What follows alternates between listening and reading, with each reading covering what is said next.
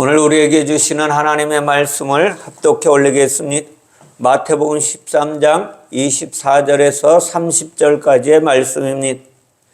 예수께서 그들 앞에 또 비유를 들어 이르시되 천국은 좋은 씨를 제밭에 뿌린 사람과 같으니 사람들이 잘 때 그 원수가 와서 곡식 가운데 가라지를 덧뿌리고 갔더니 싹이 나고 결실할 때에 가라지도 보이거늘 집주인의 종들이 와서 말하되 주여 밭에 좋은 씨를 뿌리지 아니하였나이까? 그런데 가라지가 어디서 생겼나이까? 주인이 이르되 원수가 이렇게 하였구나. 종들이 말하되 그러면 우리가 가서 이것을 뽑기를 원하시나이까? 주인이 이르되 가만두라. 가라지를 뽑다가 곡식까지 뽑을까 염려하노라. 둘 다 추수 때까지 함께 자라게 두라. 추수 때에 내가 추수꾼들에게 말하기를 가라지는 먼저 거두어 불사르게 단으로 묶고 곡식은 모아 내 곡간에 넣으라 하리라. 아멘. 지난주에 이어서 씨 뿌리는 자라는 제목으로 하나님의 교훈을 함께 나누기를 원합니다. 오늘 말씀을 지난주의 말씀을 연결해서 함께 풀어보도록 하겠습니다. 오늘 말씀의 24절 말씀에 천국에 대해서 말씀하고 있어요. 천국은 좋은 씨를 제밭에 뿌린 사람과 같다 그래요. 천국은 어디에요? 하나님이 계신 곳이고, 천국은 하나님의 나라이니, 천국은 영생을 살아갈 수 있는 곳이에요. 그곳이 어디냐? 하늘나라예요. 하나님이 계신 곳.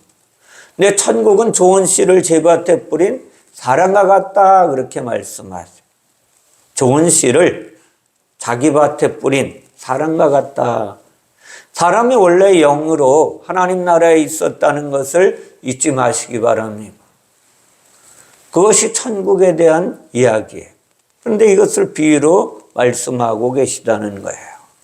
사람이라고 말씀하십니다. 좋은 씨는 말씀이에요. 영. 그러니까 사람이 원래 좋은 씨였어요. 어디서? 하늘나라에서 하나님이 영으로 만드신 거예요. 그런데 인간이 타락해버리고 말한 것입니다. 오늘 영으로 뿌려진 사람이라는 거예요. 고린도전서 3장 9절에 보면 다음과 같이 말씀하고 계세요. 우리는 하나님의 동력자들이요 너희는 하나님의 밭이요 하나님의 집이니라. 아멘. 사람이 또 하나님의 밭이라고 말씀하고 있어요. 밭. 하나님이 사람 안에 하나님의 말씀인 영을 뿌리는 것을 지난주에 말씀드렸어요. 씨 뿌리는 비유를 지난주에 마태복음 13장 3절에서 8절의 말씀 가운데 이야기를 했습니다. 사람은 천국에서 땅으로 뿌려진 씨라는 걸 잊지 마셔야 돼요. 원래 천국에 있던 씨인데 그런데 이 땅으로 뿌려진 거예요. 이 땅에 사는 모든 사람들이 그렇게 되어서 이 땅에 사는 것이란. 하나님이 사람 안에 하나님의 말씀인 영을 뿌리는 것입니다. 그래서 사람이 이 땅에 추방된 것을 가지고 뭐라고 말하느냐 하면 사람이 천국에서 이 땅으로 뿌려진 씨다라는 거예요. 사람의 영이 타락함으로 말미암아 천국에서 땅으로 뿌려졌습니다. 추방되었다는 거예요. 그런데 지난주에 말씀해 보면 길가에 뿌려진 씨를 이야기합니다. 길가에 뿌려진 씨가 뭘까요? 원래는 하늘에서 뿌려졌는데 좋은 씨로 뿌려졌는데 타락을 해서 길가에 뿌려졌다는 것은 이 땅으로 쫓겨난 것이다 이거예요. 열매를 맺을 수 없는 세상으로 쫓겨난 거라는 거예요. 이것을 추방된 것을 뭐라고 말하느냐 하면 사도 바울을 통하여 에베소 2장 1절은 허물과 죄로 죽었다라고 말해요. 허물과 죄로 죽은 자다라는 것입니다. 허물이 있고 죄가 있습니다. 허물은 파랍토마라는 원어인데 다시 말하면 옆으로 떨어진 씨다라는 거예요. 옆에 떨어진 씨. 파라는 옆이고 핍토는 떨어진 것입니다. 하늘에서 땅으로 떨어진 것을 이야기하는 이것을 뭐래? 허물이다. 허물 많은 자를 하늘에서 이 땅으로 쫓아보낸 거예요. 그것이 허물과 죄를 이야기하는 거예요. 죄의 하말티아는 원가지에서 붙어 있었는데 잘려져 떨어져 나갔다 이런 것입니다. 나는 포도나무여 너희는 가지라고 말씀했어요. 포도나무인 예수이신 하나님 안에 붙어 있었던 가지인 우리가 원래 원줄기에 있었던 나였는데 잘려져서 떨어져 나갔다라는 이것이 죄라는 거예요. 죄는 하나님으로부터 떨어져 나간 거예요. 그래서 이 땅에 있는 모든 죄인은 하나님의 나라를 기업으로 얻을 자격이 없다는 것입니다. 길가에 뿌려진 씨는 천국에서 추방되어서 이 땅에 육체로 떨어진 자, 육체에 갇혀진 자라는 거예요. 이 땅에 떨어져서. 돌밭에 떨어진 씨를 또 이야기합니다. 돌짝밭에 떨어진 씨도 열매를 맺지 못한다 그래요. 이것은 무엇을 이야기하느냐? 인간이 하늘나라에 있을 때는 원래 부드럽게 지음받았는데 이 땅에 하나님과 비교보려고 하다가 마음이 굳어져 버린 거예요. 그래서 돌짝밭에 떨어진 씨는 굳은 마음을 가르쳐주고 있어요. 우리 인간도 말이 안 통하는 사람이 있잖아요. 이 예수 그리스도의 복음을 전해도 말이 통하지 않는 자들이 너무나 많아요. 왜 그럴까요? 마음이 돌같이 굳어져 버렸기 때문에 안 들어가는 거예요. 에베소 4장 18절에서 그들의 청명이 어두워지고 원래 청명한 자였었는데 하늘에서 근데 어두워졌다는 거예요. 그들 가운데 있는 무지함과 그들의 마음이 굳어졌다. 굳어짐으로 말미암아 하나님의 생명에서 떠나가 버렸다. 다시 말하면 하늘나라에서 쫓겨났다는 거예요. 마음이 굳어진다라고 할 때에 그 원어에 보면 포로시스라는 단어를 쓰는데 이것이 어떻게 굳어졌느냐? 돌같이 굳어진 마음이다라고 말씀하고 있어요. 영은 부드러운 것입니다. 사람의 영은 원래 하나님이 지었을 때 부드러운 거예요. 어떻게 부드럽냐? 물처럼, 바람처럼 부드러운 존재예요.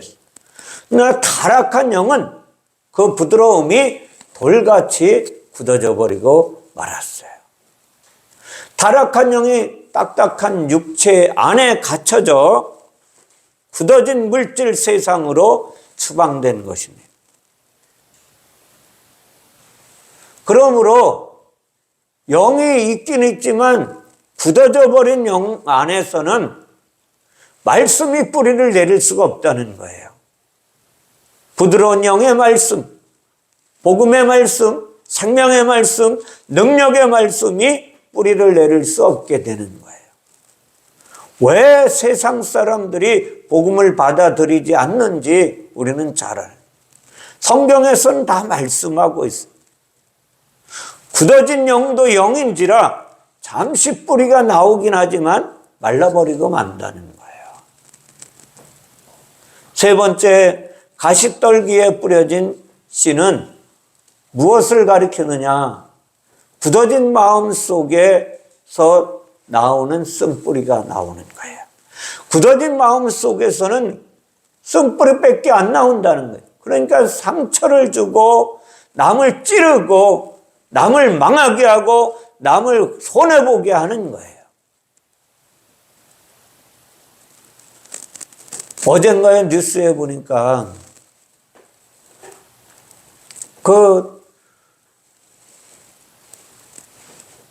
남의 물건을 이렇게 손으로 훔쳐서 지갑을 훔쳐가는 사람이 뉴스에 나왔어. 근데 이 사람이 감옥에 가서 살다가 때가 되어서 다시 나오면 또 그 짓을 하는 거예요. 그러다가 또 붙잡혀 가는 거예요. 이것을 무엇이라고 하면 쓴뿌리가 났다라는 거예요. 그러나 하나님은 우리에게 어떻게 해주시기를 원하시냐? 히브리서 6장 7절 8절에 보면 땅이 그 위에 자주 내리는 비를 흡수하여 밭가는 자들이 쓰기에 합당한 채소를 내면 하나님께 복을 받고, 만일 가시와 엉겅퀴를 내면 버림을 당하고 저주함에 가까워 그 마지막은 불사름이 되리라. 아멘. 하나님이 하늘에서 생명의 단비를 내려주는데도 불구하고 이것을 흡수하지 않으면, 흡수해서 복을 받지 않으면 어떻게 가시와 엉겅퀴를 내게 되어 있다라고 말씀하고, 근데 이것은 마지막에 불사름이 된다라는. 왜 이것이 쓴뿌리가 되느냐? 히브리서 12장 15절에 보면 너희는 하나님의 은혜에 이르지 못하는 자가 없도록 하라 라고 말씀. 하나님의 은혜에 이르지 못하는 자가 되지 말라는 거예요. 이렇게 되지 않으면 쓴뿌리가 나서 괴롭게 하고 많은 사람이 이로 말미암아 더럽게 된다는 것입니다. 하나님의 영은 합당한 채소를 만들기를 원하세요. 부드러운 땅이 하나님의 말씀을 흡수하여 좋은 열매를 맺기를 원하십니다. 창세기 1장 12절에서 12절 말씀에도 하나님이 이르시되 땅은 풀과 씨 맺는 채소와 각기 종류대로 씨 가진 열매 맺는 나무를 내라 하시니 그대로 되어 땅이 풀과 각기 종류대로 씨 맺는 채소와 각기 종류대로 씨 가진 열매 맺는 나무를 내니 하나님이 보시기에 좋았더라. 아멘. 여기서 말하는 채소와 열매가 무엇을 이야기하느냐? 사람을 가르쳐 주는 거예요. 다시 말하면 하나님의 은혜를 공급받아서 이제 이 땅에서 양식을 만들어내는 자들, 영의 양식을 나누어 줄 수 있는 자들을 이야기하는 거예요. 가시와 엉겅퀴는 돌처럼 굳은 마음이 내는 결과물이라는 거예요. 굳어진 마음 가운데서 나오는 결과물. 좋은 땅은 하늘에서 내려는 비를 흡수하는 땅입니다. 신명기 11장 11절에서는 가나안 땅을 다음과 같이 말씀하고 계세요. 가나안에 건너가기 전에 이제 말씀하십니다. 너희가 건너가서 차지할 땅은 산과 골짜기가 있어서 하늘에서 내려는 비를 흡수하는 땅이요. 아멘. 건너가서 사는 가나안 땅이, 건너가서 살 가나안 땅이 산과 골짜기가 있어서 하늘에서 내려는 비를 흡수하는 땅이라는 거예요. 가나안 땅은 좋은 땅이라고 말씀하시는 거죠. 여기서 말하는 좋은 땅은 물이 풍부하고 토질이 좋은 전답을 말하는 것이 아니라는 것을 아셔야 돼요. 여기서 말하는 좋은 땅은 다시 말하면 이스라엘 백성들 중에 이제 건너가야 할 사람들을 이야기하는 거예요. 그러면 왜 성경에서는 이 땅에 떨어진 인간이 길가에 떨어진 것이요, 돌짝밭이요, 가시덤불이라고 말씀하시면서 좋은 땅이라고 말씀하시느냐 이거예요. 이들을 광야를 거치면서 수없이 많은 시간을 거치면서 그 안에 있는 그 밭에 있는 돌짝밭을 하나님이 골라내시는 거예요. 갈아엎으셔서. 그렇게 바뀌었다는 것을 말씀하고 있는 거예요. 하나님의 말씀을 그대로 받고 그 말씀대로 열매를 맺는 좋은 땅이 누구냐? 하나님의 말씀을 따라 살아가는 존재들이라는 거예요. 이 땅은 부동산 땅이 아니에요.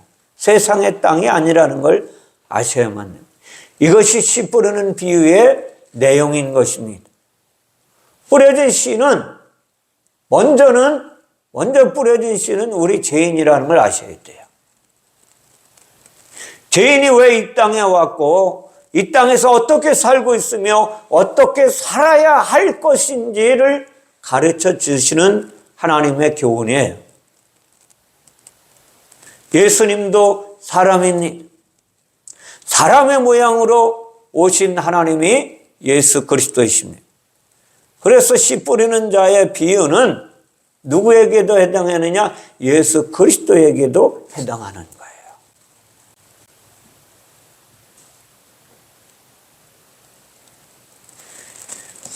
길가에 뿌려진 씨는, 이 씨는 쌍수를 가르쳐주고 있다고 말씀드렸잖아요. 모든 교훈이 우리도 씨고 예수 그리스도도 씨라는 거예요.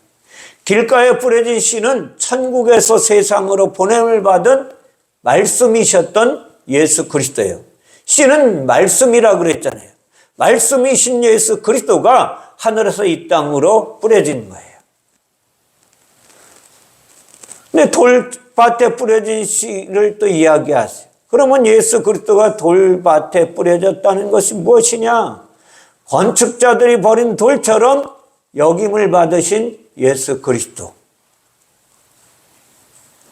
이 땅에 좋은 씨로 뿌려졌지만, 예수 그리스도는 좋은 씨이지만 마태복음 21장 42절에 보면 예수께서 이르시되 너희가 성경의 건축자들이 버린 돌이 모퉁이의 머릿돌이 되었나니 이것은 주로 말미암아 된 것이요 우리 눈에 기이하다 함을 읽어보지 못했느냐라고 말씀합니다. 이 말씀이 어디에 있느냐? 시편에서 말씀하고 있어요. 시편 118편 22절에 보면 건축자가 버린 돌이 집 모퉁이의 머릿돌이 되었나니라고. 건축자는 누구예요? 건축자. 건축자는 하나님의 성전을 짓는 자잖아요. 또 두 가지를 이야기하는 거예요. 이 땅에서 하나님의 성전을 짓는 자는 사람이고, 하늘에서 하나님의 성전을, 영적인 성전을 짓는 분은 하나님이시다. 이걸 잊지 마시기 바랍니다. 베드로전서 2장 7절에서도 그러므로 믿는 너희에게는 보배이나 믿지 아니하는 자에게는 건축자들이 버린 그 돌이 모퉁이의 머릿돌이 되었느니라. 아멘. 예수 그리스도가 하늘에서 이 땅에 떨어져 내린 씨예요. 뿌려진 씨예요. 그런데 이 땅에 인간이 이것을 버렸다는 거예요.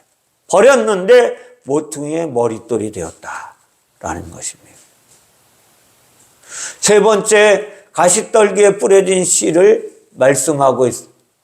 왜 예수 그리스도가 가시떨기에 뿌려진 씨냐라는 거예요.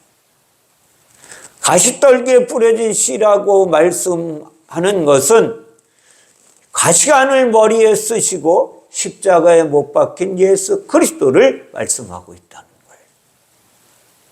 가시에 면류관을 쓰시고 십자가에 못 박혀 죽으신 예수 그리스도를 말씀하고 있어요. 마태복음 27장 29절에서 이 말씀을 가시관을 엮고 그 머리에 씌우고 갈대를 그 오른손에 들리고 그 앞에서 무릎을 꿇고 희롱하여 이르되 유대인의 왕이여 평안할지어다 라고 말씀하고 있어요. 그러면 좋은 땅에 뿌려진 씨는 무엇을 가리키느냐? 좋은 땅. 이 땅에 좋은 땅이 아무도 없어요.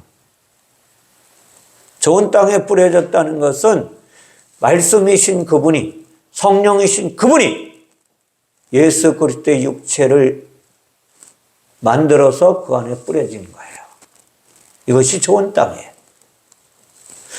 그 좋은 땅에 뿌려진 씨는 예수 그리스도 안에 뿌려진 씨예요. 이 씨가 죽으니까 열매가 맺는 거예요. 씨가 십자가에서 죽고 나니까 부활하여 성령의 열매를 맺혀가시는 거예요. 이게 예수 그리스도입니다.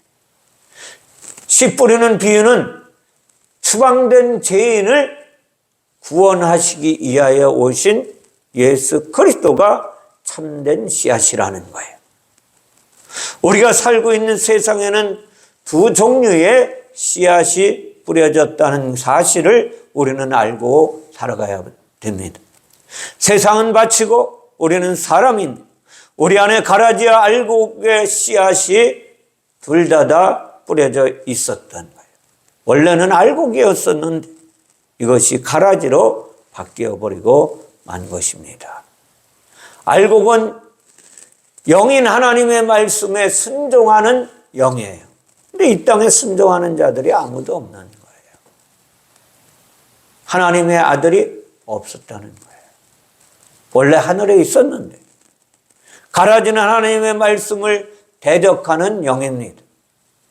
하나님의 아들들 각각 안에 있는 사단의 영이에요. 지난주에 말씀드렸죠.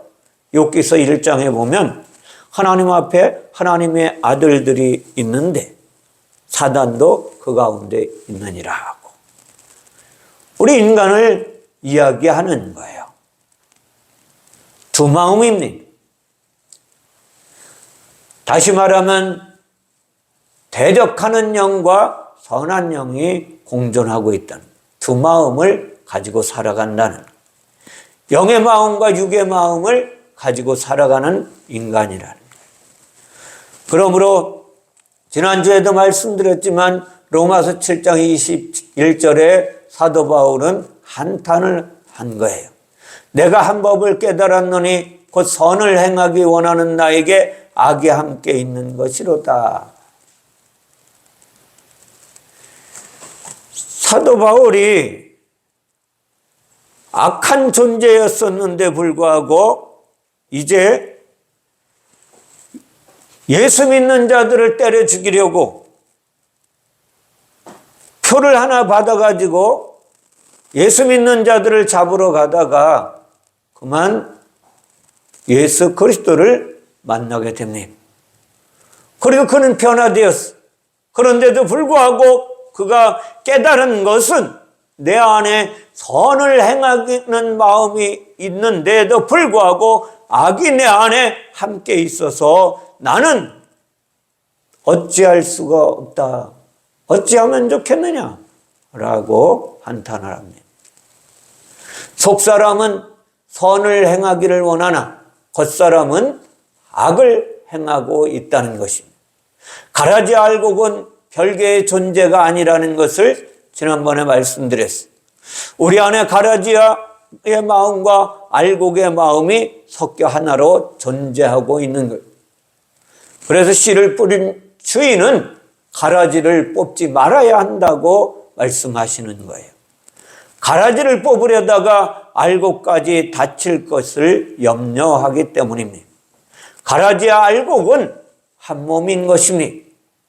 주인이신 하나님은 분명히 알곡을 뿌리셨는데 그 알곡 안에 가라지가 함께 들어있는 씨가 싹으로 나오니까 무엇이 나와요? 가라지가 드러난 거예요. 자라니까. 사람은 본래 하늘에서 하나님의 아들들로 좋은 씨인 알곡으로 창조되었습니다. 그런데 그 아들들이 하나님을 대적함으로 말미암아 아들들 안에 가라지인 사단도 함께 존재하게 되었던 것입니다. 하나님께서 사람을 세상에 추방하신 이유는 바로 여기입니다. 밭으로 비유된 세상의 육체를 입혀서 보내신 이유가 바로 여기에 있습니다. 씨는 씨앗 자체로 있을 때는 어떤 모양인지 알 수 없습니다. 그러나 싹이 나서 자라면 그리고 그 존재를 알게 되어 있습니다.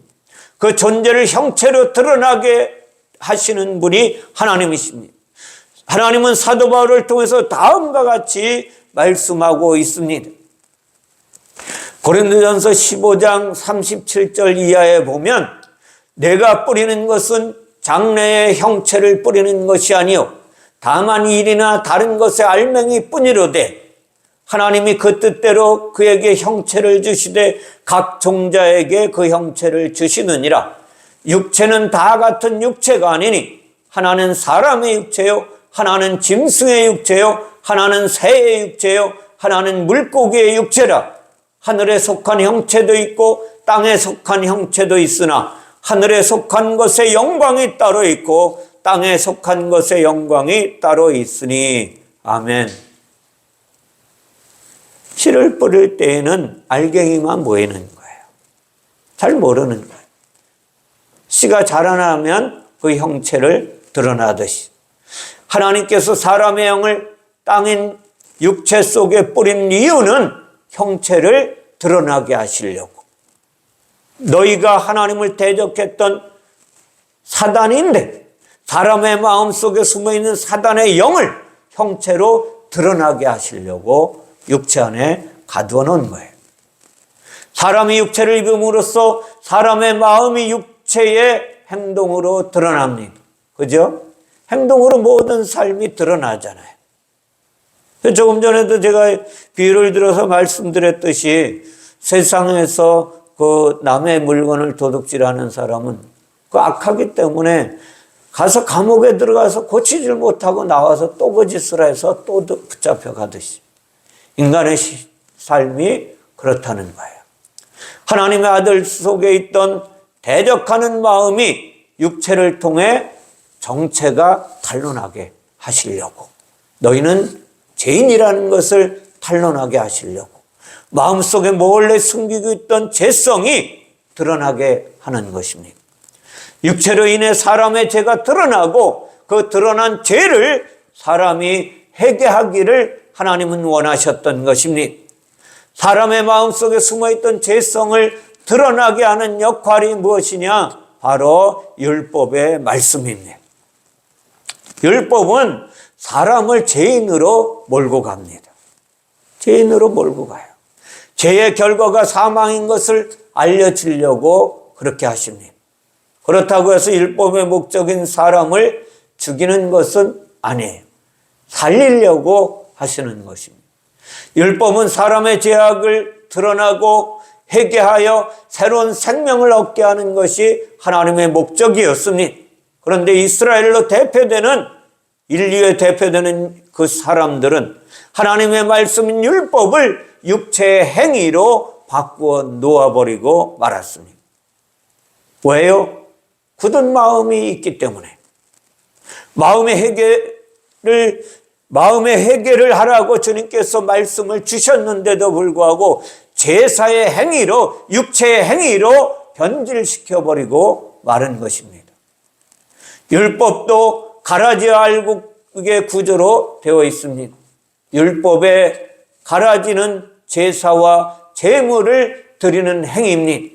알곡은 회개를 통한 영의 회복을 말씀하고 있는 거예요. 사람은 그 중에서 가라지를 택한 것입니다. 사람 속에 있는 가라지가 율법의 가라지를 택한 것이에요. 그리고 이로써 사람 속에 있던 가라지가 완전히 외부에 노출되게 만드신 분이 전능하신 하나님이십니다. 하나님은 가라지가 알곡과 함께 추수 때까지 자라기를 명령하십니다. 오늘 말씀의 본문에서 명령하십니다. 왜냐하면 가라지가 온전히 폭로되어야 회개에 이를 수 있기 때문인 것입니다. 싹이 충분히 자라야 그것이 가라지인지 알곡인지 구분할 수가 있는 것입니다. 마가복음 4장 28절에 보면 땅이 스스로 열매를 맺되 처음에는 싹이요 다음에는 이삭이요 그 다음에는 이삭의 충실한 곡식이라. 아멘. 싹일 때는 그 자라난 것이 가라지인지 혹은 알곡인지 알지 못하는 거예요. 그러나 자라나서 열매를 맺을 시대가 되면 열매를 맺지 못하는 것은 뭐예요? 가라지라는 거예요.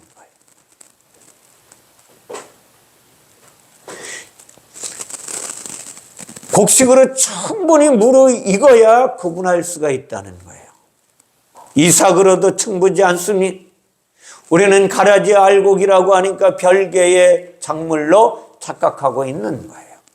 이 말씀을 많은 사람들은 논에 나는 벼와 뭐예요?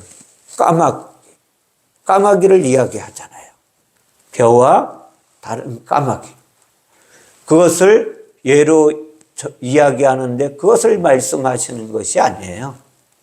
자라났는데 어떤 것은 열매가 맺히고 어떤 것은 쭉정이로 남잖아요. 그 쭉정이를 가라지라고 말씀하는 것이에요. 시편 1장 4절에 그것을 악인들은 그렇지 아니하며 오직 바람에 나는 겨와 같다. 누가? 악인. 그러나 선인들은 열매를 맺는다는 거예요. 복이 있는 자는 하나님의 말씀을 주야로 묵상한다는 거예요. 그러나 악인들은 그렇지 않고 바람에 나는 겨와 같이 흔들린다는 거예요. 겨는 알곡이 없는 이삭이에요. 타락한 영입니다. 거듭나서 성령으로 가득한 영이 알곡이라는 사실을 잊지 마시기 바랍니다. 예수님과 우리 모두는 천국에서 땅으로 뿌려진 씨라는 것을 잊지 마세요. 타락한 영을 가진 우리는 가라지이고 거룩한 영으로 오신 예수는 알곡입니다. 그런데 하나님은 예수님을 가라지로 만들어 버리고 말았어요. 가라지처럼 십자가에 달려서 죽은 이삭이 되게 하신 것입니다. 원래는 이삭이 달려 죽어야 됩니다. 그런데 불구하고 가라지의 모양으로 오게 하셨다는 거예요. 그리고 육체를 죽임을 당하시고 그 안에 있는 알곡인 성령을 드러내신 거예요. 그리고 그 성령의 열매를 맺게 하신 것입니다. 그리고 우리에게 찾아오셔서 그 성령의 열매를 맺어가시는 거예요. 오늘도 하나님은 예배 가운데 찾아오셔서 우리를 아직도 우리 마음 가운데 두 마음을 품고 있는 사람들에게 찾아오셔서 알곡과 가라지를 수술하시기를 원하신다는 거예요. 우리 마음 가운데 오셔서 알곡이신 예수님과 죄인인 우리가 함께 자라는 동안에 우리는 알곡이 되게 하시려고 하나님이 가라지를 뽑지 말고 내버려 두라 라고 말씀하시는 거예요. 로마서 1장 7절의 이 말씀을 또한 가지 열마가 꺾였는데 돌감람나무인 내가 그들 중에 접붙임이 되고 참감람나무 뿌리의 진액을 함께 받은 자가 되었은즉. 아멘. 많은 목사님들이 그 원가지도 잘려져 나갔다고 말씀하지 원가지가 이스라엘 백성인지 착각하잖아요. 그렇게 말씀을. 원가지는 예수 그리스도의 육체예요. 육체 예수가 잘려서 죽었다는 것을 말씀하고 있는 거예요. 그 원래 가라지인 우리를 거기에 접을 붙였다는 것입니다. 그리고 참 열매를 알곡이 되게 만드시는 걸 맺게 하셔서 돌감람나무에 우리는 죄인들이 참감람나무인 예수 그리스도 다시 말하면 성령에 붙어서 성령의 통치를 받아서 함께 자라는 동안에 예수 그리스도의 생명을 받는 자들로 만드시겠다는 거예요. 참감람나무는 다시 말씀드리면 성령이 있네. 성령의 나무예요. 우리가 성령의 진액을 함께 받아 성령의 열매를 맺는 자들로 만드시려고 오늘도 우리에게 씨 뿌리는 비유를 통해서 말씀하고 계시는 거예요. 하나님이 이 말씀을 다른 표현으로 사도 바울을 통해서 다음과 같이 말씀을 하십니다. 고린도후서 8장 9절에서 우리 주 예수 그리스도의 은혜를 너희가 알거니와 부유하신 이로써 너희를 위하여 가난하게 되심은 그의 가난함으로 말미암아 너희를 부유하게 하려 하심이라. 아멘. 예수님은 알곡이기 때문에 부유한 자예요. 거룩한 영으로 충만하신, 성령으로 충만하신 하나님이십니다. 우리는 가난한 자입니다.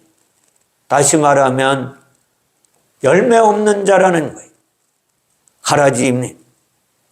거룩한 영이 없고 타락한 영으로 가득한 가난한 죄인입니다. 예수께서 죄인들에게 오셔서 당신의 영을, 당신은 십자가에서 죽으시고 당신의 여긴 성령을 우리에게 나누어 주셨어요. 거룩한 밭, 깨끗한 밭, 좋은 밭이었던 당신의 육체를 십자가에서 죽이시고 그 피를 우리에게 뿌리셔서 가라지 안에 있는 더러운 영이었던 우리를 뿌리시고 덮으신 거예요. 그리고 우리를 알곡되게 만드신 것입니다. 알곡되게 만드셨다는 것은 성령으로 오셔서 우리에게 새 생명을 허락하셨다는 것입니다. 예수의 생명을, 예수 그리스도 안에 있는 생명을, 영의 생명을 우리에게 충만하게 부어주심으로 우리를 하여금 부자가 되게 하셨고 믿음의 부유한 자가 되게 하시려고 씨 뿌리는 비유를 우리에게 허락하신 것입니다. 가라지는 먼저 거두어 불사름이 된다고 말씀하셨어요. 그런데 원래 우리가 가라지인데 율법에 보면 우리가 가라지라서 불못에 들어가야 하는데 불구하고 죄와 사망으로 말미암아 법에 묶여서 불에 태워져야 하는데 불구하고 하나님은 우리를 사랑하심으로 말미암아 우리 대신 당신이 가라지가 되셔서 십자가에서 불에 태워 죽으신 것입니다. 이것을 마태복음 3장 12절에서 다음과 같이 말씀하십니다. 손에 키를 들고 자기의 타작마당을 정하게 하사 알곡을 모아 곳간에 들이고 쭉정이는 꺼지지 않는 불에 태우시리라. 아멘. 손에 키를 드신 분이 하나님이세요. 자기의 타작마당을 정하게 하시는 분도 하나님이십니다. 정하게 하셨어요. 정하게 하셨다는 것은 뭐예요? 당신의 생명으로 새롭게 하신다는 거예요. 알곡이 되게 하셔서, 알곡은 모아 어디로? 천국에 돌아가게 하시고 쭉정이는 꺼지지 않는 불에 태우시리라. 당신이 가라지 쭉정이가 되셔서 내 대신 십자가에서 물과 피를 흘리시고 그 피로, 거룩한 피로 쭉정인 우리의 모습을 덮으신 거예요. 그리고 성령으로 오셔서 알곡을 심으신 것입니다. 새 생명을 심으신 거예요. 알곡은 천국 곧 곳간으로 돌아가는 것입니다. 하나님의 아들들 속에 있던 사단이 예수께서 십자가에 태워짐으로 말미암아 우리는 온전한 하나님의 아들로, 아들의 자리로 돌아가게 되는 것입니다. 아들임으로 하나님의 유업을 상속받을 자가 되어서 천국을 상속받는 상속자가 되게 만드신 분이 예수 그리스도라는 거예요. 씨 뿌리는 비유와 알곡과 가라지의 비유는 타락한 우리 죄인을 구원하시는 하나님의 비유의 말씀이에요. 이것은 우리 인간이 열심을 낸다고 되는 것이 아닙니다. 하나님이 하나님의 씨를 뿌리시고 하나님이 하나님의 씨를 뿌리시고 하나님이 열매 맺게 하시는 분이에요. 그것을 에스겔서 11장 19절에 다음과 같이 말씀하고 계세요. 내가 그들에게 한 마음을 주고 그 속에 새 영을 주며 그 몸에서 돌 같은 마음을 제거하고 살처럼 부드러운 마음을 주어 하나님의 나라로 돌아가게 하시겠다는 거예요. 계속해서 에스겔서에서 말씀하십니다. 에스겔서 36장 26절에는 이것을 반대로 이야기하세요. 또 새 영을 너희 속에 두고 새 마음을 너희에게 주되 너희 육신에서 굳은 마음을 제거하고 부드러운 마음을 줄 것이라. 아멘. 하나님이 이미 구약의 선지자들을 통해 하나님이 이렇게 하실 것을 약속하신 그 약속을 하나님이신 그분이, 말씀이신 그분이 이 땅에 육체를 입고 오셔서 내가 이것을 이룰 것이다. 좋은 밭에 뿌려진 씨가 예수 그리스도라는 걸 잊지 마셔야 돼. 예수의 육체 안에 성령으로 뿌려진 씨가 예수 그리스도라는 걸 잊지 마시기 바랍니다. 하나님은 이 땅에 오셔서 제자들에게 또 수많은 사람들 앞에서 다음과 같이 말씀하셨습니다. 내가 진실로 진실로 너희에게 이르노니 한 알의 밀이 땅에 떨어져 죽지 아니하면 한 알 그대로 있고 죽으면 많은 열매를 맺느니라. 아멘. 한 알의 밀이 예수 그리스도밖에 없습니다. 이 땅에 수많은 사람들이 씨처럼 뿌려졌지만 그들은 열매 맺을 수 없는 씨였어요. 그러나 하나님의 밀이 성령이신 그분이, 말씀이신 그분이 이제 육체의 몸을 끌고 이 땅에 오셨어요.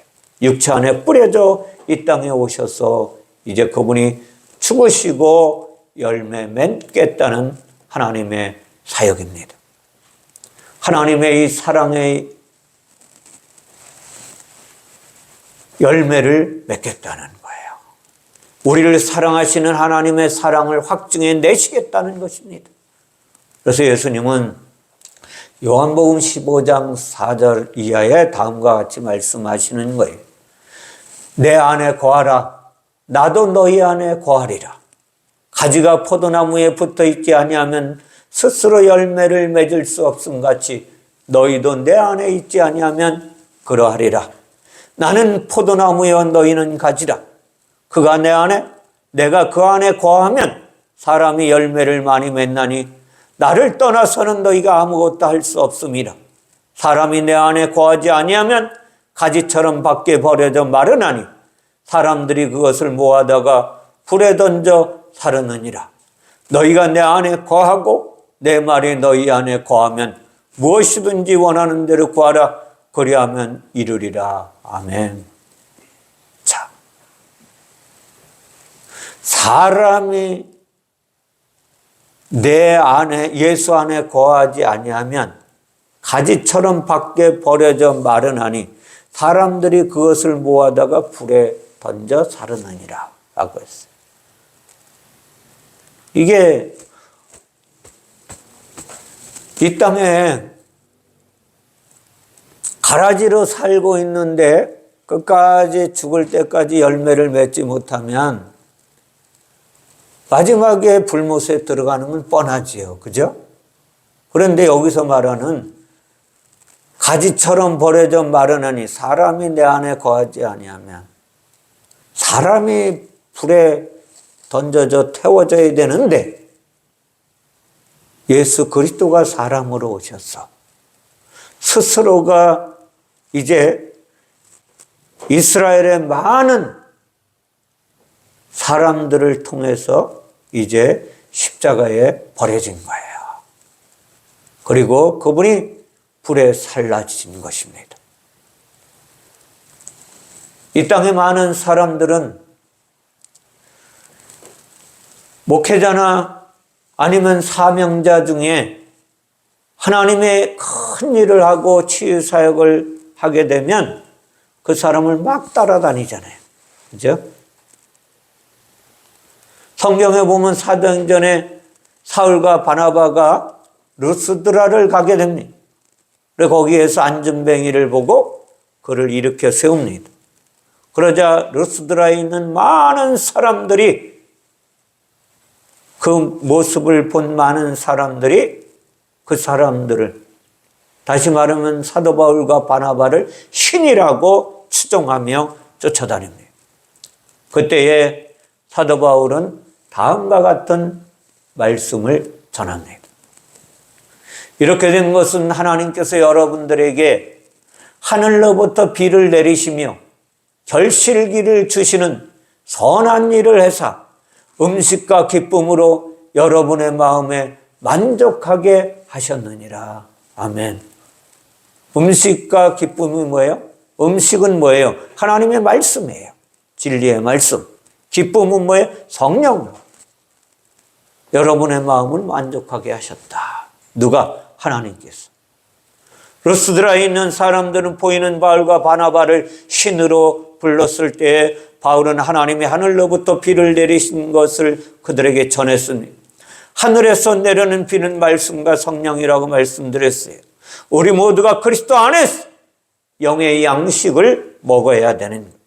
그리고 성령의 인도하심을 받으면 놀라운 하나님의 은혜를 경험하게 될 것입니다. 그리고 내 안에서 선한 일을 하시는 하나님의 놀라우신 능력을 경험하며 살게 되는 것입니다. 지난 화요일에 서산에 솔순을 따라 새벽같이 가게 되었어요. 새벽 3시에 도착해서 차 안에서 방에 들어가서 쉬고 싶지만 주무시는 분들 방에 누울 것 같아서 차에서 기도하기 시작을 합니다. 5시쯤 되니까 날이 환하게 밝아져서 솔순을 채취하고 이제 내려와서 아침 먹고 났는데, 그동안에 그 서산에 가기로 된 것은 몇 달 전에 약속을 했어요. 그러자 그 센터장 권사님이 안 목사님에게 이야기를 해서 순리치유 세미나를 열어야 되겠다고. 그래서 한 11명 정도가 모인 것 같아요. 그리고 가기 전날 이틀 전에 저에게 전화를 해서 목사님, 이왕에 내려오시는데 순리치유 세미나를 열었는데 말씀 한번 전해주세요. 특강 하나 해주세요. 내가 무슨 말씀을 전해야 되겠느냐. 목사님 아무거나 하세요. 혹시 그 사람들이 내가 하는 설교를 듣고 엉뚱한 소리라고 착각하지는 않을까? 그랬더니 그렇게까지는 안 할 거예요. 우리 강욱이 형제가 봤지만 간단하게 말씀을 전하고 기도하는데 그만 몸이 아프신 분을 먼저 일어나시라 해서 기도해야 되는데 이분이 나셨어요. 그러자 많은 사람들이 밥 먹으러 가지 않고 계속해서 기도받는 거예요. 받은 사람이 조금 더 한 번만 더 해주세요. 사랑하는 성도 여러분, 표적을 행하시는 분은 하나님이세요. 사람이 하는 것이 아니에요. 사람은 하나님의 도구일 뿐입니다. 도구로 쓰임받는 거예요. 하나님의 말씀에 하늘의 단비인 하나님의 말씀을 우리에게 뿌리시기를 원하십니다. 오늘도 비유를 통하여, 씨 뿌리는 비유를 통하여 우리의 심령밭에 뿌리시기를 원하십니다. 우리 선한 일을 행하시기를 원하십니다. 그분이 성령으로 오셔서 저와 여러분의 마음을 감동시키셔서 이것이 하나님의 뜻이다 라고 말씀하십니다. 바친 하나님의 능력이 바친 나를 통하여 열매 맺게 하시는 하나님의 사역일 뿐이라는 거예요. 모든 사역은 그것 외에 없습니다. 어제나 오늘이나 여전히 동일하게 역사하신 하나님의 역사하심은 오늘 예배 가운데도 역사하시는 줄 믿으시기 바랍니다. 그리고 하나님의 말씀을 내 마음에 받아들이셔서 놀라운 하나님의 사람으로 이 땅에서 열매 맺는 그리스도인으로 살아가는 그 주인공들이 되시기를 주님의 이름으로 축원을 드립니다. 기도하겠습니다. 사랑의 하나님 감사합니다.